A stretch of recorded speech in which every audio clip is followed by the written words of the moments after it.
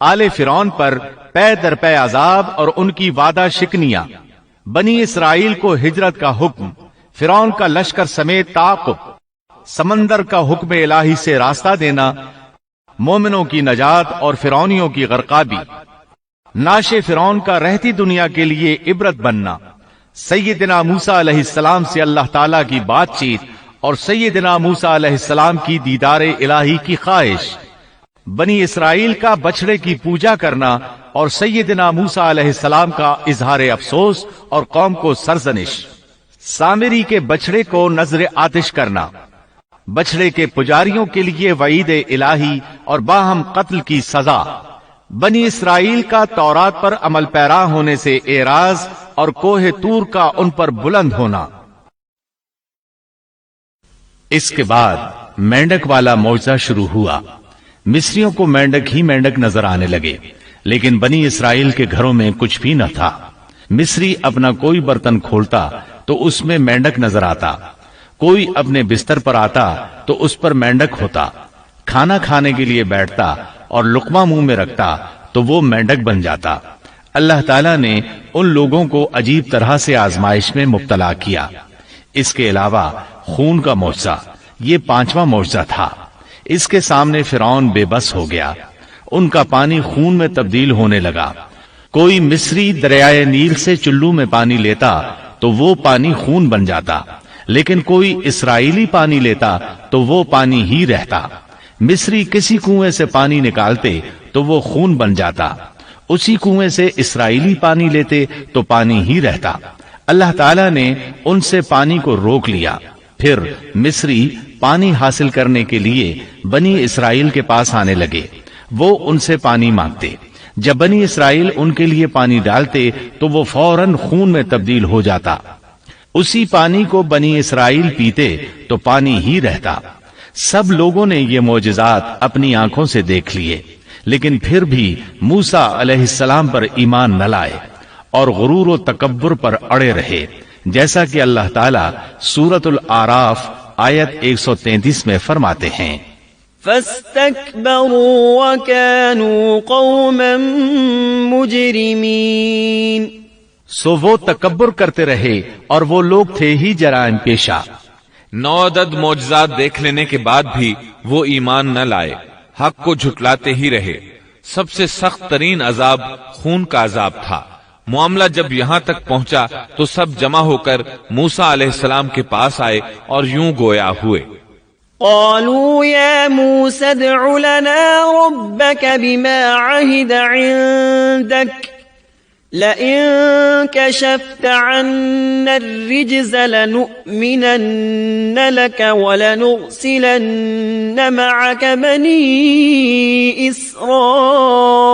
إسرائيل فلما كشفنا عنهم الرجز إلى أجل هم بالغوه إذا هم ينكثون۔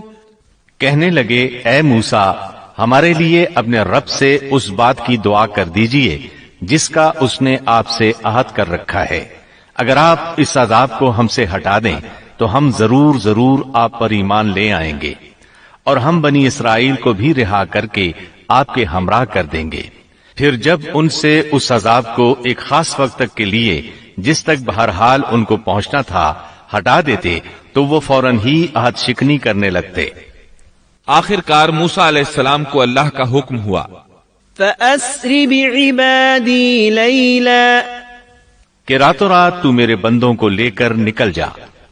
دوسری جگہ یوں ارشاد ہوتا ہے، وَلَقَدْ أَوْحَيْنَا إِلَى مُوسَىٰ أَنْ أَسْرِ بِعِبَادِي، ہم نے موسیٰ کی طرف وحی نازل فرمائی کہ راتوں رات میرے بندوں کو لے چل۔ چنانچہ سب بنی اسرائیل رات کی تاریکی میں نکلے، وہ دروازوں پر کوئی خاص نشان چھوڑ کر چلنے لگے۔ رات کی تاریکی میں نکلنے کا حکم اس لیے دیا گیا تاکہ فرعون ان کے بارے میں کوئی فیصلہ نہ کر سکے۔ انہوں نے صبح ہونے کا انتظار نہ کیا۔ ان کی تعداد 6 لاکھ کے قریب تھی۔ یہ سب لوگ اپنے مال مویشی اور ضروری سامان ساتھ لے کر چلے۔ فلسطین کی طرف 6 لاکھ افراد کی یہ عظیم ہجرت تھی۔ फिरौन को सुबह सवेरे पता चला तो सोच में डूब गया कि अब हमारी खिदमत कौन करेगा, हमारी गुलामी कौन करेगा। उसकी हालत पागलों जैसी हो गई। आखिर उसने बनी इसराइल के ताक़ुब का हुक्म दिया। अल्लाह ताला इस मौके पर सूरत शुअरा आयात 57 ता 60 में फरमाते हैं, فأخرجناهم من جنات وعيون وكنوز ومقام كريم كذلك وأورثناها بني إسرائيل فأتبعوهم مشرقين۔ आखिरकार हमने उन्हें बागात से और चश्मों से और खजानों से और अच्छे अच्छे मकामात से निकाल बाहर किया। इसी तरह हुआ और हमने उन तमाम चीजों का वारिस बनी इसराइल को बना दिया। बस फिरौन के लोग सूरज निकलते ही उनके ताक़ुब में निकले। यानी फिरौन तुलुए आफताब के वक्त ही उनके ताक़ुब में लश्करों की तैयारी के साथ निकल खड़ा हुआ। मूसा अलैहिस्सलाम बनी इसराइल को लिए बहरे अहमर के एक किनारे पहुंचे। बहरे कुलजुम बहरे अहमर ही का एक किनारा है। उन्होंने पीछे मुड़कर देखा। क्या देखते हैं कि फिरौन अपने लाव लश्कर के साथ भागा आ रहा है। बनी इसराइल घबरा गए कि अब क्या होगा। सामने ठाठे मारता समुंदर और पीछे फिरौन और उसका लश्कर। अल्लाह ताला इस मौके पर सूरत शुअरा आयत 63 में फरमाते हैं, فأوحينا إلى موسى أن اضرب بعصاك البحر فانفلق فكان كل فرق كالطود العظيم۔ हमने मूसा की तरफ वही भेजी कि दरिया पर अपना आसा मारो। बस उसी वक्त दरिया फट गया और पानी का हर एक हिस्सा बड़े पहाड़ की तरह खड़ा हो गया। समुंदर लाठी लगने से ऐसा फटा कि पानी के 2 बड़े बड़े पहाड़ बन गए। यानी समुंदर के अंदर खुश्क रास्ते बन गए और अतराफ में पानी के पहाड़ खड़े हो गए। अल्लाह ताला ने भी फरमा दिया, सूरत ताहा आयत 77 में है, أن أسر بعبادي فاضرب لهم طريقا في البحر يبسا لا تخاف دركا ولا تخشى، कि तू रातों रात मेरे बंदों को ले चल और उनके लिए समंदर में खुश्क रास्ता बना ले, फिर न तुझे किसी के आ पकड़ने का खतरा होगा न डर। ये सब के सब इन रास्तों से पार चले गए। अब जो ही फिरौन वहां पहुंचा, पहले तो डरा, सहमा कि ये क्या हुआ। वो भी और उसके सब साथी भी इस सोच में हैं कि क्या करें, खौफजदा थे। ऐसे में फिरौन को ख्याल आया कि अगर मूसा और बनी इसराइल यहां से सही सलामत गुजर गए हैं तो हम क्यों नहीं गुजर सकते। इसके साथ ही उसने अपने घोड़े को समुंदर में दाखिल कर दिया। उसके पीछे उसके सब साथी भी दाखिल हो गए। इधर बनी इसराइल का आखिरी आदमी समुंदर से निकल रहा था, दूसरी तरफ फिरौन का आखिरी आदमी समुंदर में दाखिल हो रहा था। अल्लाह ताला सूरह ताहा में फरमाते हैं, فأتبعهم فرعون بجنوده فغشيهم من اليم ما غشيهم وأضل فرعون قومه وما هدى۔ फिरौन ने अपने लश्करों समेत उनका ताक़ुब किया, फिर तो समंदर उन सब पर छा गया जैसा कि छा जाने वाला था। फिरौन ने अपनी कौम को गुमराही में डाल दिया और सीधा रास्ता न दिखलाया। अल्लाह ताला फिरौन की मौत का मंजर यूं बयान करते हैं, وجاوزنا ببني إسرائيل البحر فأتبعهم فرعون وجنوده بغيا وعدوا حتى إذا أدركه الغرق قال آمنت أنه لا إله إلا الذي آمنت به بنو إسرائيل وأنا من المسلمين۔ और हमने बनी इसराइल को दरिया से पार कर दिया। फिर उनके पीछे पीछे फिरौन अपने लश्कर के साथ जुल्म और ज्यादती के इरादे से चला। یہاں تک کہ جب ڈوبنے لگا تو کہنے لگا کہ میں اس ذات پر ایمان لاتا ہوں کہ جس پر بنی اسرائیل ایمان لائے ہیں، اس کے سوا کوئی معبود نہیں، اور میں مسلمانوں میں سے ہوں۔ لیکن جب موت کے مرحلے شروع ہوتے ہیں تو توبہ قبول نہیں ہوتی۔ اس نے جب یہ کہا کہ میں ایمان لاتا ہوں تو اللہ تعالیٰ نے جواب میں فرمایا، الآن وقد عصيت قبل وكنت من المفسدين فاليوم ننجيك ببدنك لتكون لمن خلفك آية وَإِنَّ كَثِيرًا مِّنَ النَّاسِ عَنْ آيَاتِنَا لَغَافِلُونَ۔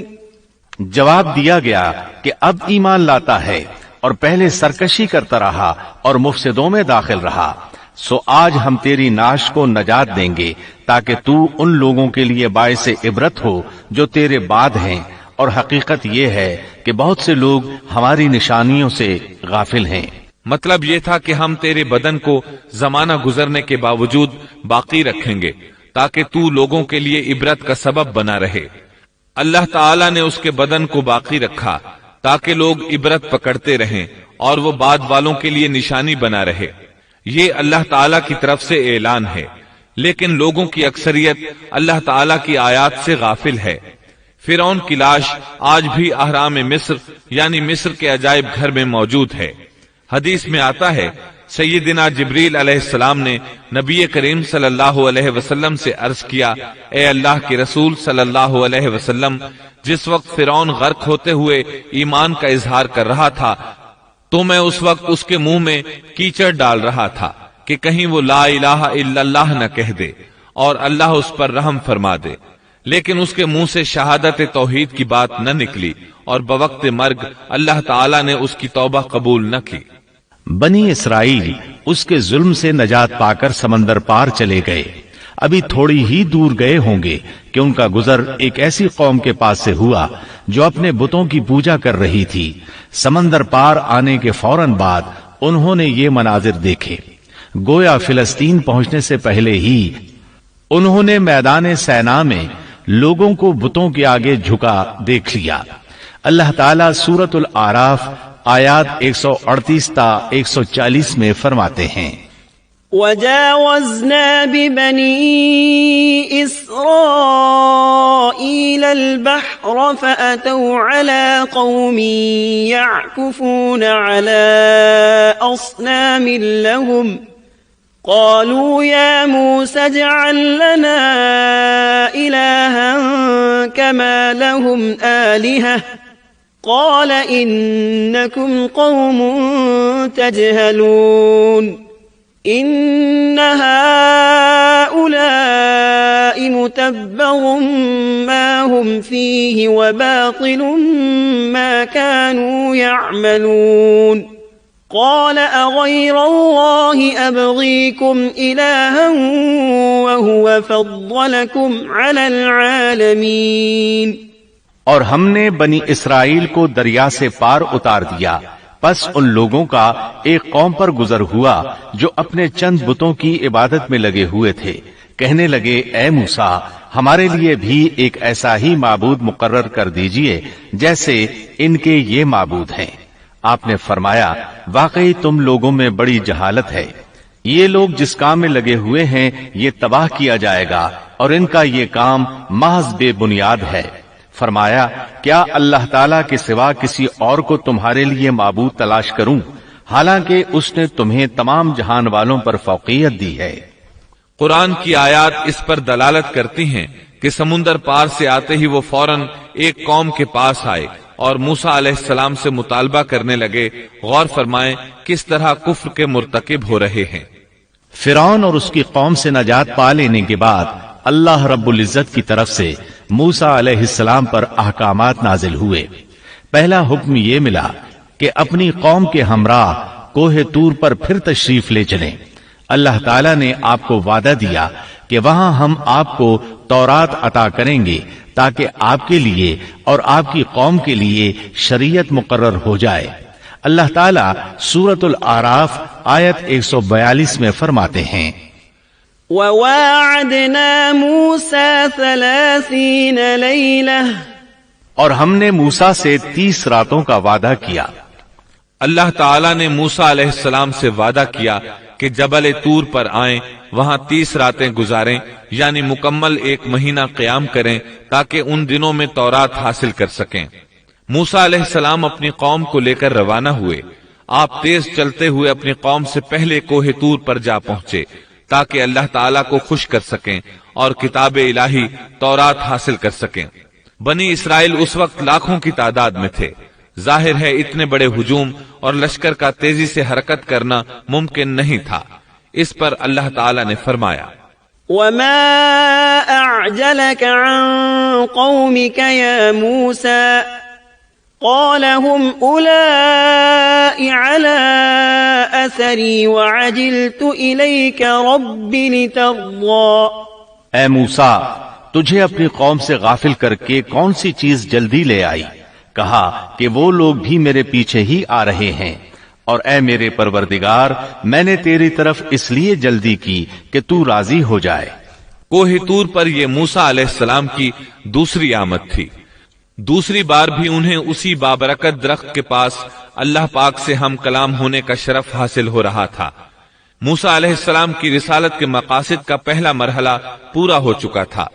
بنی اسرائیل ذلت و رسوائی اور عذاب عظیم سے نکل آئے تھے۔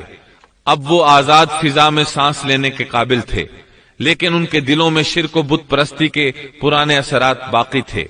یہی وجہ ہے کہ سمندر سے نکلتے ہی انہوں نے بت پرستی کا مطالبہ کر دیا تھا، لہذا ضروری تھا کہ ان کی تربیت کی جائے۔ پھر تربیت کے لیے بھی کسی مفصل قانون اور ضابطے کا ہونا بہت ضروری تھا کہ اس پر عمل پیرا ہو کر آنے والے وقت کے لیے تیار ہو سکیں۔ تو اللہ تعالیٰ نے عظیم رسول موسیٰ علیہ السلام کے ساتھ یہی وعدہ کیا تھا کہ وہ طور پہاڑ پر آ کر اللہ کی نگرانی میں براہ راست احکام الہی کو حاصل کرنے کی کما حقہ تیاری کر سکیں۔ پہلے مدت 30 دن مقرر ہوئی تھی اور پھر 40 دن ہو گئی، جیسا کہ سورۃ الاعراف آیت 142 میں اللہ تعالیٰ فرماتے ہیں، وواعدنا موسى 30 ليلة وأتممناها ب10 فتم ميقات ربه 40 ليلة۔ اور ہم نے موسیٰ سے 30 راتوں کا وعدہ کیا اور مزید 10 راتوں سے ان 30 راتوں کو پورا کیا، سون کے رب کی مقررہ مدت 40 راتیں ہو گئیں۔ موسیٰ علیہ السلام اپنی قوم سے رخصت ہوتے وقت اپنے بھائی ہارون علیہ السلام کو اپنا خلیفہ بنا گئے تھے، جیسا کہ اللہ تعالیٰ سورۃ الاعراف آیت 142 میں فرماتے ہیں، وقال موسى لأخيه هارون اخلفني في قومي وأصلح ولا تتبع سبيل المفسدين۔ اور موسیٰ نے اپنے بھائی ہارون سے کہا، تم میری قوم میں میری جانشینی کرنا اور ان کی اصلاح کرتے رہنا اور فساد کرنے والوں کی راہ پر مت چلنا۔ موسیٰ علیہ السلام اپنی قوم کو چھوڑ کر چلے گئے۔ انتظامی معاملات کے لیے ان میں ایک حاکم بھی مقرر کر گئے، یعنی اپنے بھائی ہارون کو، جو اللہ کے نبی تھے۔ ان 40 ایام میں موسیٰ علیہ السلام اپنے پروردگار سے براہ راست کلام کرتے رہے، یعنی درمیان میں وحی کا واسطہ بھی نہیں تھا۔ اللہ تعالیٰ بھی ان سے بغیر کسی واسطے کے کلام کرتے رہے۔ اسی وجہ سے آپ کا لقب کلیم اللہ ہے، یعنی اللہ سے کلام کرنے والا۔ اللہ سبحانہ و تعالی سورۃ النساء آیت 164 میں فرماتے ہیں، وَكَلَّمَ اللَّهُ مُوسَى تَكْلِيمًا۔ اور موسیٰ سے اللہ تعالیٰ نے صاف طور پر کلام کیا۔ جب موسیٰ علیہ السلام مقررہ وقت پر وہاں پہنچے اور اللہ تعالیٰ نے ان سے کلام کیا تو عرض کرنے لگے کہ اے میرے پروردگار، مجھے اپنا دیدار کرا دیجئے، میں آپ کو ایک نظر دیکھ لوں۔ ارشاد ہوا، تم مجھے ہرگز نہیں دیکھ سکتے، کیونکہ دنیاوی آنکھ میں اتنی طاقت و ہمت نہیں کہ وہ باری تعالیٰ کو دیکھ سکے، جیسا کہ سورۃ الانعام آیت 103 میں ارشاد ربانی ہے، لا تدركه الأبصار وهو يدرك الأبصار وهو اللطيف الخبير۔ اس کا تو کسی کی نگاہ بھی احاطہ نہیں کر سکتی، اور وہ سب نگاہوں کو محیط ہو جاتا ہے اور وہی بڑا باریک بین اور باخبر ہے۔ حدیث معراج میں بھی ہے کہ جب ابو ذر رضی اللہ عنہ نے رسول اللہ صلی اللہ علیہ وسلم سے پوچھا حل رأیت ربک، یعنی کیا آپ نے اپنے رب کو دیکھا بھی ہے، تو آپ نے فرمایا تھا نور انا اراہ، یعنی وہ تو نور ہے، میں اسے کیسے دیکھ سکتا ہوں۔ اس حدیث مبارکہ سے بھی یہی ثابت ہوتا ہے کہ آپ نے اللہ کا دیدار نہیں کیا، جیسے اللہ تعالیٰ نے موسیٰ علیہ السلام سے فرما دیا تھا کہ تو مجھے نہیں دیکھ سکتا۔ ابو موسیٰ اشعری رضی اللہ عنہ سے مروی ایک روایت میں ہے کہ نبی اکرم صلی اللہ علیہ وسلم نے فرمایا حجابه النور وفي رواية النار لو كشفها لأحرقت سبحات وجهه ما انتهى إليه بصره من خلقه، اس کا تو کسی کی نگاہ بھی احاطہ نہیں کر سکتی، اور وہ سب نگاہوں کو محیط ہو جاتا ہے، اور وہی بڑا باریک بین اور باخبر ہے۔ مطلب یہ کہ اللہ سبحانہ و تعالی کا نور اور جلوہ برداشت کرنے کے لیے بہت طاقت کی ضرورت ہے، اور ہم اس سے محروم ہیں۔ کسی میں یہ طاقت نہیں کہ اس نور کو دیکھ سکے۔ اللہ تعالیٰ موسیٰ علیہ السلام کے سوال کے جواب میں سورۃ الاعراف آیت 143 میں فرماتے ہیں لن تراني ولكن انظر إلى الجبل فإن استقر مكانه فسوف تراني فلما تجلى ربه للجبل جعله دكا وخر موسى صعقا فلما أفاق قال سبحانك تبت إليك وأنا أول المؤمنين۔ تم مجھے ہرگز نہیں دیکھ سکتے، لیکن تم اس پہاڑ کی طرف دیکھو، اگر وہ اپنی جگہ پر برقرار رہا تو تم بھی مجھے دیکھ سکو گے۔ پھر جب ان کے رب نے اس پر تجلی فرمائی تو اسے ریزہ ریزہ کر دیا، اور موسیٰ بے ہوش ہو کر گر پڑے۔ پھر جب ہوش میں آئے تو عرض کیا بے شک آپ کی ذات پاک ہے، میں تیرے حضور توبہ کرتا ہوں، اور میں سب سے پہلا ایمان لانے والا ہوں۔ سیدنا عبداللہ بن عباس رضی اللہ عنہما بیان کرتے ہیں کہ اللہ تعالیٰ نے صرف اور صرف ہاتھ کی سب سے چھوٹی انگلی کے پورے کے برابر اپنا نور ظاہر فرمایا تھا۔ جس پہاڑ پر اللہ تعالیٰ نے تجلی فرمائی تھی وہ طور پہاڑ کے علاوہ کوئی اور پہاڑ تھا۔ وہ کس قدر عجیب اور ہولناک منظر ہوگا کہ اس دنیا کا ایک عظیم اور مضبوط پہاڑ باری تعالیٰ کے نور کی ایک ہلکی سی جھلک برداشت نہ کر سکا اور ریزہ ریزہ ہو گیا اور بھربھری ریت بن گیا۔ موسیٰ علیہ السلام یہ منظر دیکھ رہے تھے، بہت حیرت انگیز اور عجیب منظر تھا۔ مضبوط پہاڑ حرکت میں آیا اور ریزہ ریزہ ہو گیا، چنانچہ آپ ہوش و حواس قائم نہ رکھ سکے اور بے ہوش ہو گئے۔ ہوش میں آئے تو فوراً اپنے سوال پر شرمندہ ہوئے، غلطی کا اعتراف کرتے ہوئے معافی کے طالب ہوئے۔ جواب میں اللہ تعالی نے فرمایا قال يا موسى إني اصطفيتك على الناس برسالاتي وبكلامي فخذ ما آتيتك وكن من الشاكرين۔ اللہ نے فرمایا اے موسیٰ، میں نے پیغمبری اور اپنی ہم کلامی سے تمہیں تمام لوگوں پر امتیاز بخشا ہے، تو جو کچھ میں نے تمہیں عطا کیا ہے اس کو تھام لو اور شکر گزاروں میں سے ہو جاؤ۔ اللہ تعالیٰ نے موسیٰ علیہ السلام کو اپنے زمانے کے تمام لوگوں سے زیادہ مرتبہ عطا فرمایا۔ اس کے بعد اللہ تعالیٰ نے آپ کو تختیوں میں لکھی تورات عطا فرمائی۔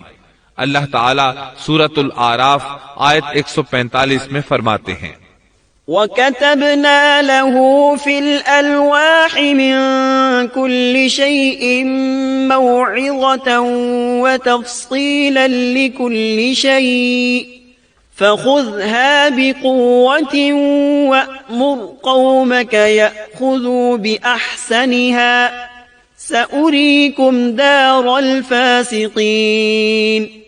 اور ہم نے چند تختیوں پر ہر قسم کی نصیحت اور ہر چیز کی تفصیل ان کو لکھ کر دی، تم ان کو قوت کے ساتھ پکڑ لو اور اپنی قوم کو حکم کرو کہ ان کے اچھے اچھے احکام پر عمل کریں، ان قریب میں تم لوگوں کو ان فاسقوں کا گھر دکھلاؤں گا۔ یہ تختیاں کس چیز کی تھیں اس کے متعلق کوئی مرفوع بات ثابت نہیں، البتہ مفسرین کے مختلف اقوال ہیں۔ بعض کہتے ہیں یہ تختیاں جواہر کی تھیں اور بعض کہتے ہیں کہ یہ تختیاں پتھر کی تھیں۔ موسیٰ علیہ السلام نے 40 دنوں میں تورات کے اندر لکھے ہوئے اللہ کے احکامات اخذ کر لیے۔ ادھر موسیٰ علیہ السلام کا ان کی قوم انتظار کر رہی تھی۔ اس دوران وہ ایک آزمائش میں مبتلا ہو گئے۔ اللہ تعالیٰ سورہ طٰہٰ آیت 85 میں فرماتے ہیں، قال فإنا قد فتنا قومك من بعدك وأضلهم السامري، فرمایا ہم نے تیری قوم کو تیرے پیچھے آزمائش میں ڈال دیا اور انہیں سامری نے بہکا دیا۔ موسیٰ علیہ السلام کی غیر حاضری میں وہ ایک شخص کی پیروی کرتے ہوئے گمراہ ہو گئے اور ان کی گمراہی کا سبب بننے والا شخص سامری تھا۔ اللہ سے ملاقات کی مدت پوری کرنے کے بعد موسیٰ علیہ السلام نے وعظ و نصیحت سے بھرپور تختیاں اٹھا لی۔ ان میں اللہ کے احکامات بھی تھے اور بنی اسرائیل کی شریعت بھی درج تھی۔ اسی کو تورات کہا جاتا ہے۔ ان کو اٹھا کر موسیٰ علیہ السلام اپنی قوم کی طرف لوٹ آئے۔ اس موقع پر اللہ تعالیٰ سورہ طٰہٰ آیت 86 میں فرماتے ہیں، فرجع موسى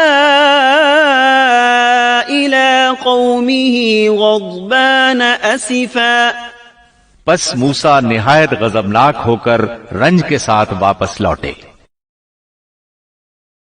قوم پر جب 30 دن گزر گئے اور حسب وعدہ موسیٰ علیہ السلام نہ لوٹے تو وہ غمگین رہنے لگے۔ ہارون علیہ السلام نے ان کو اکٹھا کیا اور فرمایا کہ اے بنی اسرائیل، جب تم مصر سے چلے تھے تو قبطیوں کے پیسے اور رقوم وغیرہ ہم میں سے بعض پر ادھار تھیں، اسی طرح ان کی امانتیں بھی تمہارے پاس رہ گئی ہیں۔ اب ہم ان چیزوں کو انہیں واپس تو کر نہیں سکتے، لیکن میں یہ بھی نہیں چاہتا کہ وہ ہماری ملکیت میں رہیں، اس لیے تم ایک گہرا گڑھا کھودو اور جو مال و اسباب، زیورات اور سونا چاندی وغیرہ ان کا تمہارے پاس ہے اس میں ڈالو اور آگ لگا دو۔ چنانچہ اسی طرح کیا گیا۔ اس دوران ان کے ساتھ سامری نامی ایک شخص تھا۔ یہ تھا تو گائے کے پجاریوں میں سے، لیکن پڑوسی ہونے کے ناطے سے یہ بھی بنی اسرائیل میں شمار ہوتا تھا۔ اس نے جبریل علیہ السلام کے گھوڑے کو گزرتے ہوئے دیکھا اور اس کے قدموں کے نیچے سے مٹی اٹھا لی تھی۔ ہارون علیہ السلام نے اس سے کہا کہ تو اسے پھینک دے۔ یہ کہنے لگا، یہ تو وہ چیز ہے جس نے تمہیں دریا پار کروایا ہے، میں اسے اس شرط پر ڈالنے کے لیے تیار ہوں کہ آپ اللہ سے دعا کریں کہ اس سے وہ بن جائے جو میں چاہتا ہوں۔ ہارون علیہ السلام نے دعا کی تو قدرت الہی سے اس گڑھے میں جو تھا وہ ایسے بچڑے کی صورت اختیار کر گیا جو اندر سے کھوکھلا تھا۔ اس میں روح نہیں تھی، لیکن جب ہوا اس کے پیچھے سے داخل ہو کر منہ سے نکلتی تو ایک آواز پیدا ہو جاتی تھی۔ اللہ تعالی سورہ طٰہٰ آیت 86 میں فرماتے ہیں، فرجع موسى إلى قومه غضبان أسفا قال يا قوم ألم يعدكم ربكم وعدا حسنا أفطال عليكم العهد أم أردتم أن يحل عليكم غضب من ربكم فأخلفتم موعدي۔ پس موسیٰ سخت ناراض ہو کر افسوسناک حالت میں واپس لوٹے اور کہنے لگے، اے میری قوم، کیا تم سے تمہارے پروردگار نے نیک وعدہ نہیں کیا تھا؟ کیا اس وعدے کی مدت تمہیں لمبی معلوم ہوئی؟ بلکہ تمہارا ارادہ ہی یہ ہے کہ تم پر تمہارے پروردگار کا غضب نازل ہو، کیونکہ تم نے مجھ سے وعدہ خلافی کی ہے۔ موسیٰ علیہ السلام صرف 10 دن تاخیر سے پہنچے اور ان دنوں ہی میں انہوں نے بچڑا بنا کر اس کی عبادت شروع کر دی، بلکہ سامری نے ان سے یہاں تک کہا کہ موسیٰ بھول کر چلے گئے، ان کا معبود بھی یہی بچڑا ہے، جب وہ آئیں گے تو وہ خود بھی اسی کی عبادت کریں گے اور ہمارے ساتھ مل جائیں گے۔ اس طرح ان میں سے اکثر نے بچڑے کی پوجا شروع کر دی، بس چند افراد اس سے باز رہے۔ انہوں نے سوچا انتظار کر لیتے ہیں۔ وہ 30 دن کا وعدہ کر کے گئے تھے، کچھ زائد دن لگ گئے تو اس کی کوئی خاص وجہ ہوگی، کیونکہ اللہ کا نبی وعدہ خلافی نہیں کرتا، یقیناً کوئی خاص وجہ ہے، اور ممکن ہے سامری بھی حق پر ہو، پھر بھی انتظار بہتر ہے۔ اس طرح وہ ٹھہرے رہے، تاہم ان میں پوری بصیرت اور یقین کے ساتھ سامری کو جھوٹا سمجھنے والا، اس کے پیچھے نہ لگنے والا اور حق کو سمجھنے والا سوائے ہارون علیہ السلام اور چند گنے چنے افراد کے اور کوئی نہیں تھا۔ بہرحال جب موسیٰ علیہ السلام ان کے پاس پہنچے تو انہوں نے نہایت غصے اور افسوس کے ساتھ ان سے کہا کہ تم 10 دن کی تاخیر برداشت نہ کر سکے، کیا اللہ کے غضب کا شکار ہونا چاہتے ہو کہ میری خلاف ورزی کر رہے ہو؟ انہوں نے اس بات کا جو جواب دیا وہ سورہ طٰہٰ آیت 87 اور 88 میں آیا ہے۔ قالوا ما أخلفنا موعدك بملكنا ولكننا حملنا أوزارا من زينة القوم فقذفناها فكذلك ألقى السامري فأخرج لهم عجلا جسدا له خوار فقالوا هذا إلهكم وإله موسى فنسي۔ کہنے لگے کہ ہم نے اپنے اختیار سے آپ کے ساتھ وعدے کا خلاف نہیں کیا، بلکہ ہم پر قوم کے جو زیورات لاد دیے گئے تھے ان کو ہم نے ڈال دیا، اور اسی طرح سامری نے بھی ڈال دیے۔ پھر اس نے لوگوں کے لیے ایک بچڑا نکال کھڑا کیا، یعنی بچڑے کا بت بنا ڈالا، اس میں سے گائے جیسی آواز بھی تھی۔ پھر کہنے لگے کہ یہی تمہارا بھی معبود ہے اور موسیٰ کا بھی، لیکن موسیٰ بھول گئے ہیں۔ اللہ تعالیٰ اس موقع پر بچڑے کے بارے میں فرماتے ہیں، أفلا يرون ألا يرجع إليهم قولا ولا يملك لهم ضرا ولا نفعا۔ کیا یہ گمراہ لوگ یہ بھی نہیں دیکھتے کہ وہ تو ان کی بات کا جواب بھی نہیں دے سکتا اور نہ ان کے کسی برے بھلے کا اختیار رکھتا ہے؟ اللہ تعالیٰ فرماتے ہیں کہ ان لوگوں نے کس قدر بے وقوفی کا کام کیا ہے۔ وہ بچڑا جو ان کی باتوں کا جواب تک نہیں دے سکتا تھا اور کسی قسم کے نفع اور نقصان کا اختیار نہیں رکھتا تھا، وہ صرف اس کی آواز سن کر اس کی پوجا پر بضد ہو گئے۔ ہارون علیہ السلام ان کو روکتے رہے اور اللہ کی طرف دعوت دیتے رہے، لیکن اس کے باوجود وہ بچڑا پرستی پر اصرار کرتے رہے۔ اللہ تعالیٰ فرماتے ہیں، وَلَقَدْ قَالَ لَهُمْ هَارُونُ مِن قَبْلُ يَا قَوْمِ إِنَّمَا فُتِنْتُمْ بِهِ وَإِنَّ رَبَّكُمُ الرَّحْمَنُ فَاتَّبِعُونِي وَأَطِيعُوا أَمْرِي قَالُوا لَن نَّبْرَحَ عَلَيْهِ عَاكِفِينَ حَتَّى يَرْجِعَ إِلَيْنَا مُوسَىٰ۔ اور ہارون نے ان سے پہلے ہی کہہ دیا تھا کہ اے میری قوم، اس بچڑے سے تو صرف تمہاری آزمائش کی گئی ہے، تمہارا حقیقی پروردگار تو اللہ رحمان ہی ہے، لہٰذا تم سب میری پیروی کرو اور میری بات مانتے چلے جاؤ۔ انہوں نے جواب دیا کہ موسیٰ کی واپسی تک تو ہم اسی کے مجاور بنے بیٹھے رہیں گے۔ موسیٰ علیہ السلام نے یہ ماجرا دیکھا تو اپنے بھائی ہارون پر بگڑے، ان کے سر کے بالوں اور داڑھی کو پکڑ کر کھینچنے لگے۔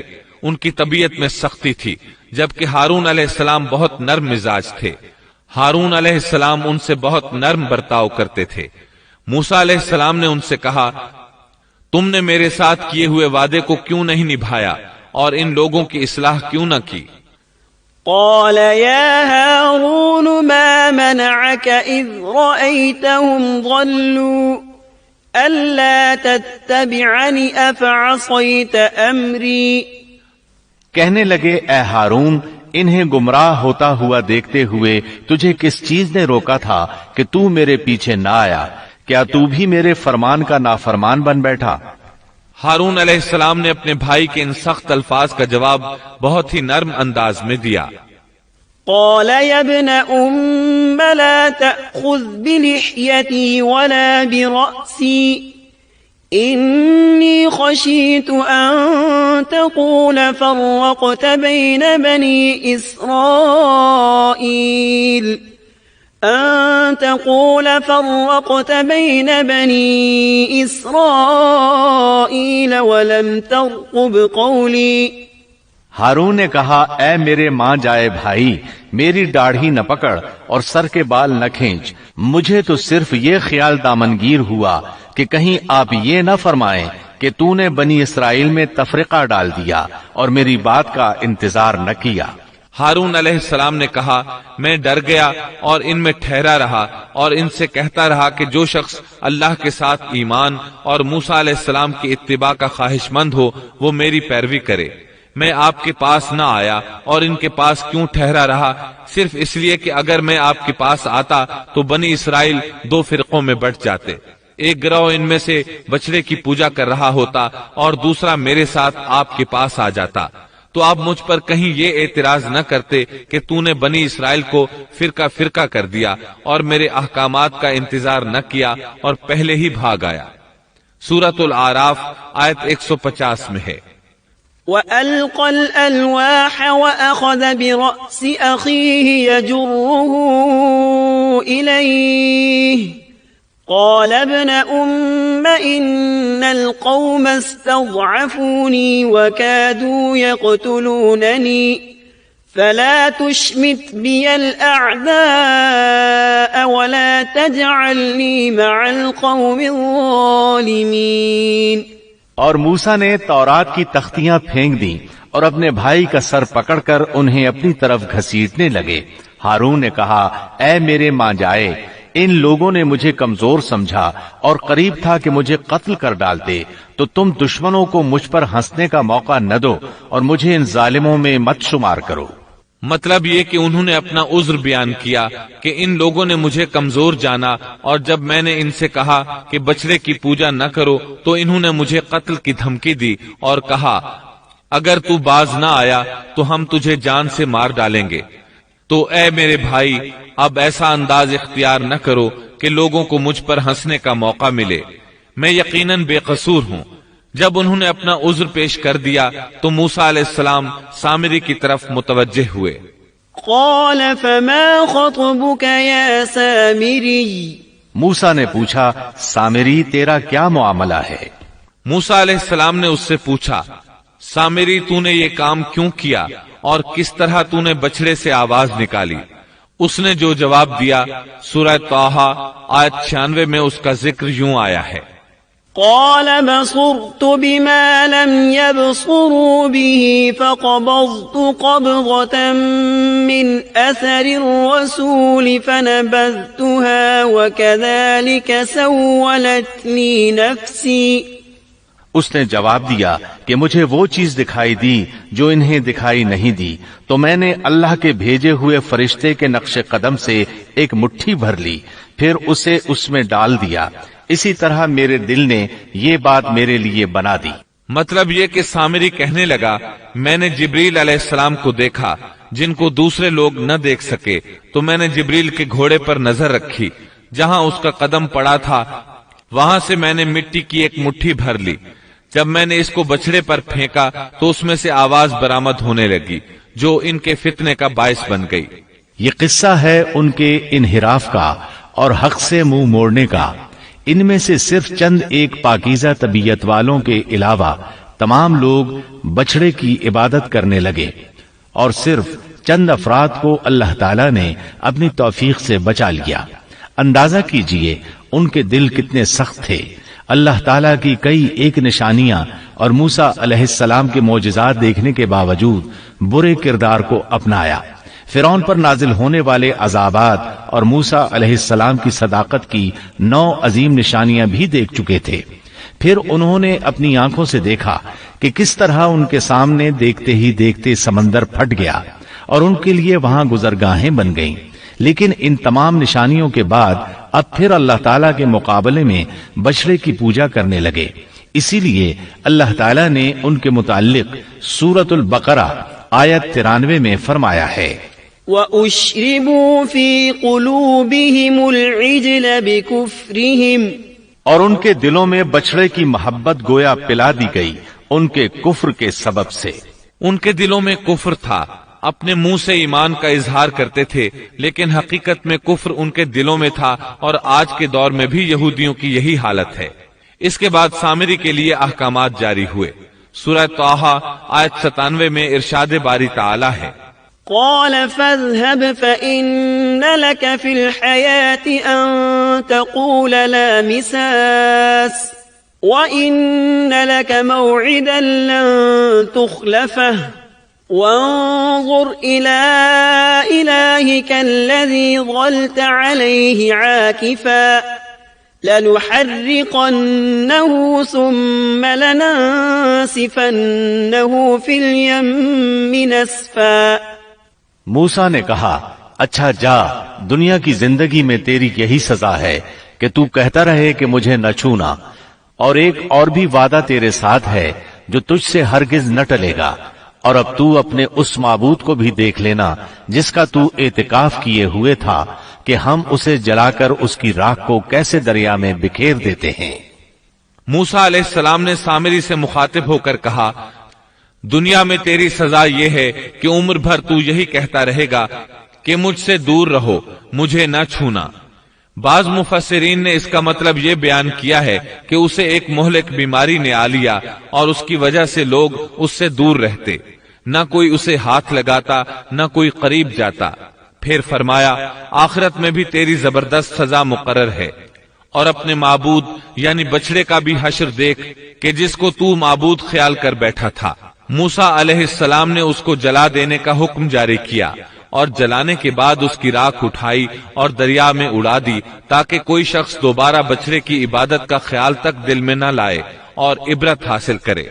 اس کے بعد موسیٰ علیہ السلام نے فرمایا، انما الہکم اللہ الذی لا الہ الا ہو وسع کل شیء علما۔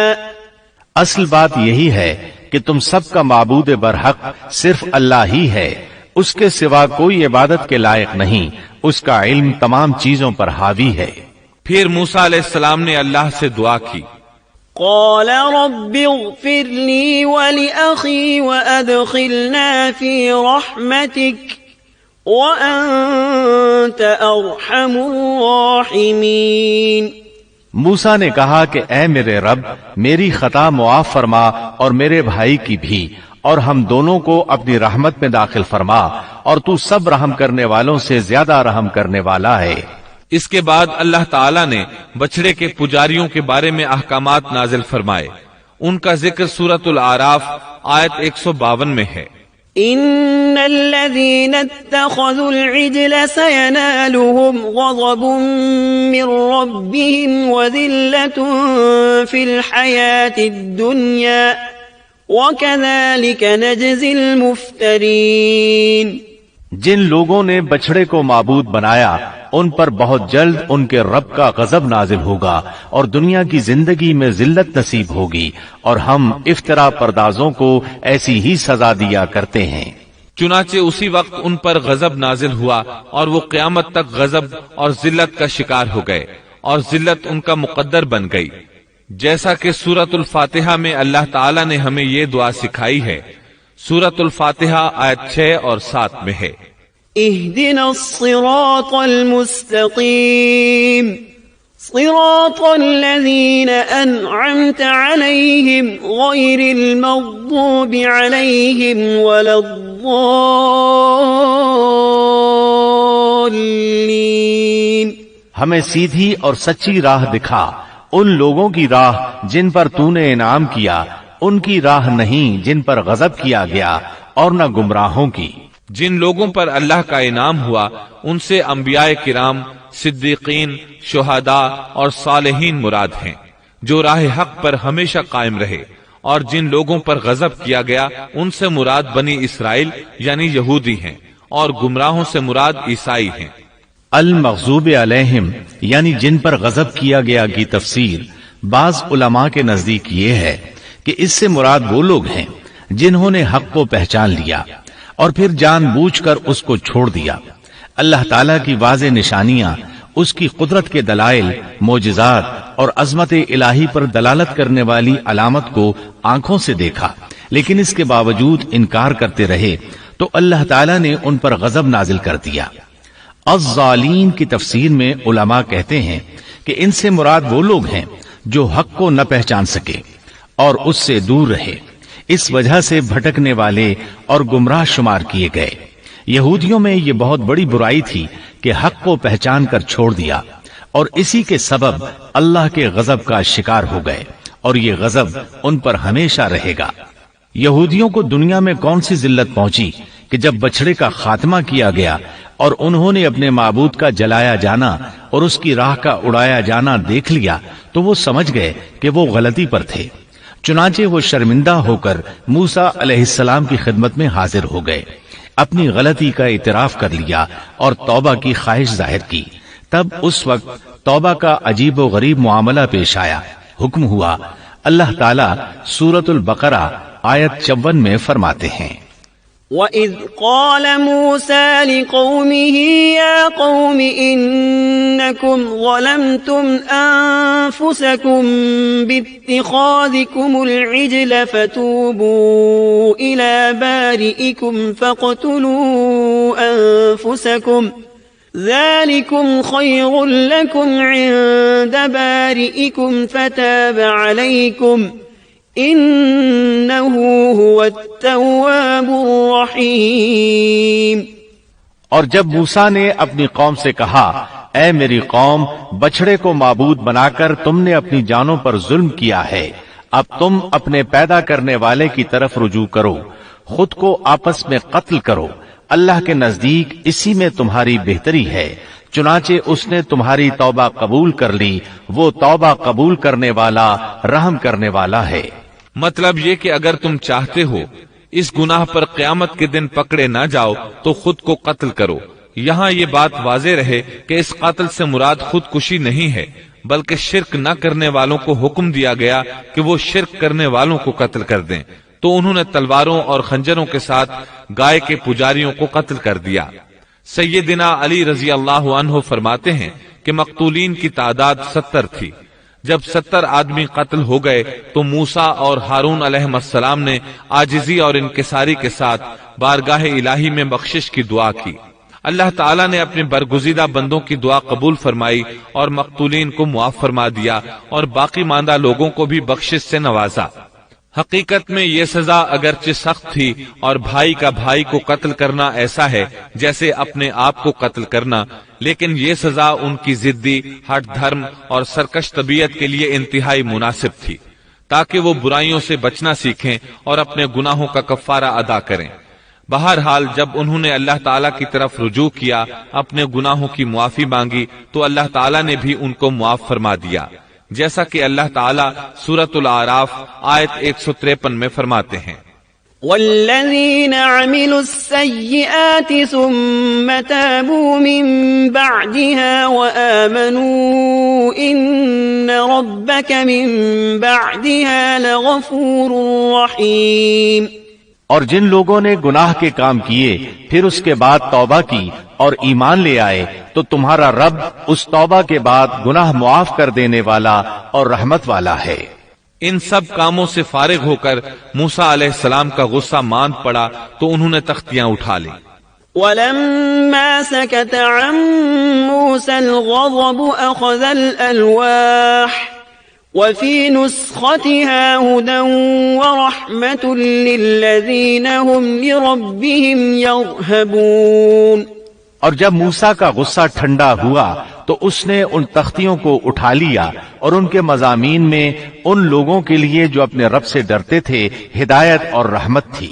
اس کے بعد انہوں نے باقی ماندہ بنی اسرائیل کو جمع کیا، انہیں تختیاں دکھائیں اور فرمایا ان میں اللہ تعالیٰ کے احکامات ہیں اور یہ تورات ہے، لہذا سنو اور اطاعت کرو۔ لیکن انہوں نے ناپسندیدگی کا اظہار کیا۔ موسیٰ علیہ السلام نے انہیں پھر تاکید کی اور فرمایا ان کو مضبوطی سے تھام لو، بغیر کسی تردد اور شک کے ان کو پکڑ لو تاکہ تمہیں دوبارہ عذاب نہ پہنچے۔ انہوں نے جواب دیا نہیں، ہم ایسا نہیں کریں گے، البتہ ہم ان احکامات کی پہچان اور معرفت حاصل کر سکتے ہیں، لیکن ان پر عمل بالکل نہیں کریں گے۔ موسیٰ علیہ السلام نے انہیں بہت سمجھایا لیکن وہ اپنی ضد پر اڑے رہے۔ اللہ تعالیٰ سورۃ البقرہ آیت 92 اور 93 میں فرماتے ہیں، وَلَقَدْ جَاءَكُم مُوسَى بِالْبَيِّنَاتِ ثُمَّ اتَّخَذْتُمُ الْعِجْلَ مِن بَعْدِهِ وَأَنتُمْ ظَالِمُونَ وَإِذْ أَخَذْنَا مِيثَاقَكُمْ وَرَفَعْنَا فَوْقَكُمُ الطُّورَ۔ تمہارے پاس تو موسیٰ یہی دلیلیں لے کر آئے، لیکن تم نے پھر بھی بچڑے ہی کی پوجا کی۔ تم ہو ہی ظالم، جب ہم نے تم سے وعدہ لیا اور تم پر طور پہاڑ کھڑا کر دیا۔ موسیٰ علیہ السلام نے ان سے کہا، تم مجھے عہد و پیمان دو کہ ان تختیوں پر لگے احکامات پر عمل کرو گے، لیکن وہ اپنی ضد پر اڑے رہے، کہنے لگے ہم تیری اطاعت نہیں کریں گے۔ اس موقع پر اللہ تعالیٰ نے موسیٰ علیہ السلام کا ایک اور معجزہ ظاہر کر دیا۔